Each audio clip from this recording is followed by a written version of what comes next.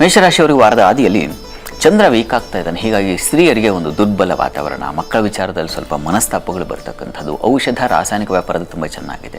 ಉದರ ಬಾಧೆ, ಸ್ವಲ್ಪ ಸಂಕುಚಿತ ವಾತಾವರಣ, ಬುದ್ಧಿ ಉಂಟಾಗುತ್ತೆ. ಆ ರೀತಿಯಲ್ಲಿ ವಾರದ ಆದಿಯಲ್ಲಿ ನಿಮಗೆ ನೋಡಿ, ಉದರ ಸಂಬಂಧಿ ಮತ್ತು ಮೆಂಟಲಿ ಅಂದರೆ ಯಾವುದನ್ನು ನಾವು ಮಾನಸಿಕವಾಗಿ ಅಂತೀವೋ ಆ ರೀತಿಯ ಒಂದು ಅಸ್ವಸ್ಥತೆ ಉಂಟಾಗುತ್ತೆ. ಅಂದರೆ ಏನು ಬುದ್ಧಿ ಭ್ರಮಣೆ ಆಗೋದು ಅನ್ನೋ ಅರ್ಥ ಅಲ್ಲ, ಮಾನಸಿಕವಾಗಿ ಕುಗ್ಗುತ್ತೀರಾ ಅಂತ.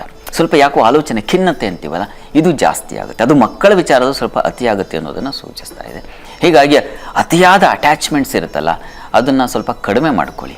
ಅತಿಯಾದ ನಿರೀಕ್ಷೆ ಇದ್ದರೆ ನಿರೀಕ್ಷೆ ನಮಗೆ ನೋವನ್ನೇ ತಂದು ಕೊಡುತ್ತೆ. ಇದನ್ನು ಚೆನ್ನಾಗಿ ಸ್ಪಷ್ಟ ಮಾಡ್ಕೊಳ್ಳಿ.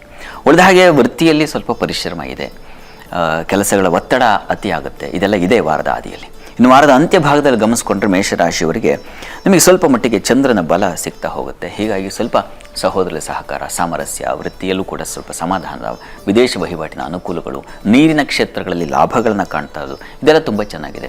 ಈ ಎಲೆಕ್ಟ್ರಾನಿಕ್ಸು, ಎಲೆಕ್ಟ್ರಿಕಲ್ಲು ಮತ್ತು ವಾಟರ್ ಸೋರ್ಸಲ್ಲಿ ಕೆಲಸ ಮಾಡೋದು ಇವರಿಗೆಲ್ಲ ತುಂಬ ಚೆನ್ನಾಗಿದೆ. ವಾರದ ಆದಿಗಿಂತ ವಾರದ ಅಂತ್ಯದಲ್ಲಿ ಗುರುವಾರದಿಂದ ನಿಮಗೆ ತೃತೀಯದಲ್ಲಿ ಚಂದ್ರ ಗುರು ಅದು ತುಂಬ ಒಳ್ಳೆಯ ಉತ್ಕೃಷ್ಟವಾದ ಧೈರ್ಯ, ಸಾಹಸ.